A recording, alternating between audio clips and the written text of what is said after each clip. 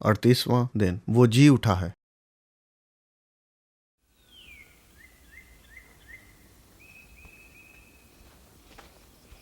इतवार को सुबह सवेरे वो खुशबूदार चीज़ें और इत्र तैयार करके कब्र पर आईं।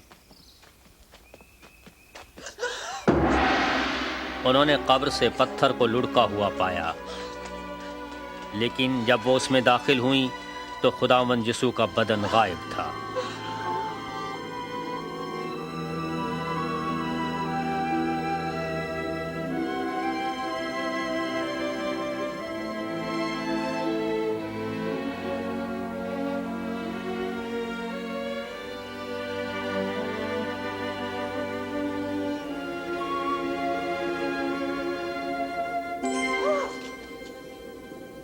तुम जिंदा को मुर्दों में क्यों ढूंढती हो? वो यहाँ नहीं बल्कि जी उठा है। याद करो कि जब वो गलील में था तो उसने तुमसे क्या कहा था? इब्ने आदम गुनाहगारों के हवाले किया जाएगा और मसलूब होगा और तीसरे दिन जी उठेगा।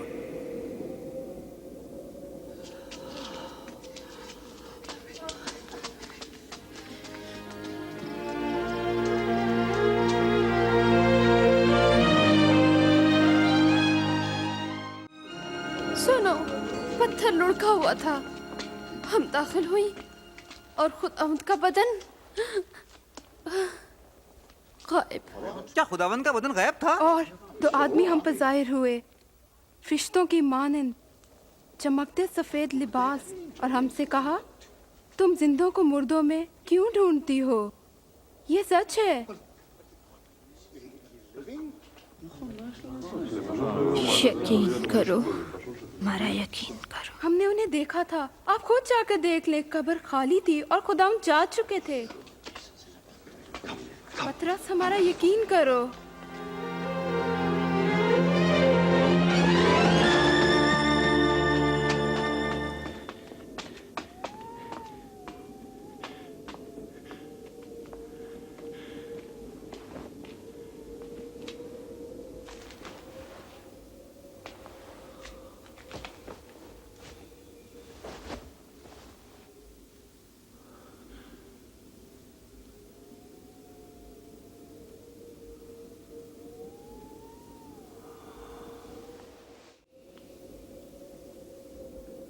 यीशु अपने दो शागिर्दों पर जाहिर हुए। वो भी खुशी से भरे दूसरों के पास आए। वाकई खुदावन जी उठे हैं। वो शमऊन पर जाहिर हुए थे। हम तो राह में भी उसे पहचान न सके। जब उन्होंने रोटी तोड़ी तब पता चला। अमाउस में उनका वहाँ जाना अजीब है।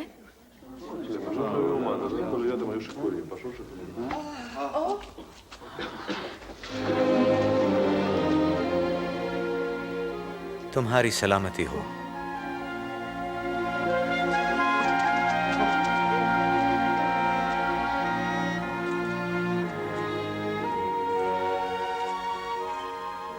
तुम घबरा क्यों रहे हो?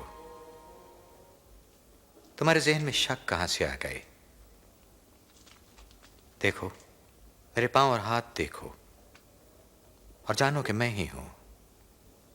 छू कर देखो तो जान जाओगे। रूह के गोश्त और हड्डी नहीं होती जैसा मुझ में देखते हो। ये मेरी वो बातें हैं जो मैंने तुमसे उस वक्त कही जब मैं तुम्हारे साथ था, कि हर एक बात जो मेरे मुतालिक मूसा के तौरात, नबियों के सहाइफ और ज़बूर में लिखी गई पूरी हो। इनमें यूं लिखा है, जरूर है कि मसीह दुख उठाए और तीसरे दिन मुर्दों में से जी उठे, और उसके नाम से तमाम कौमों में तौबा की और गुनाहों की माफ़ी की मनादी की जाएगी। इब्तिदा यरूशलेम से होगी। तुम इन बातों के गवाह हो, और मैं अपने बाप का वादा तुम सबके लिए पूरा करूंगा, मगर तुम इस शहर में ठहरे रहो जब तक कि आलम बाला से तुम्हें कुव्वत का लिबास न मिले।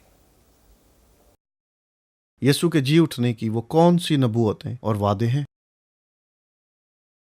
अगर मैं वहां होता तो यीशु को देखकर मेरा क्या रद्द अमल होता?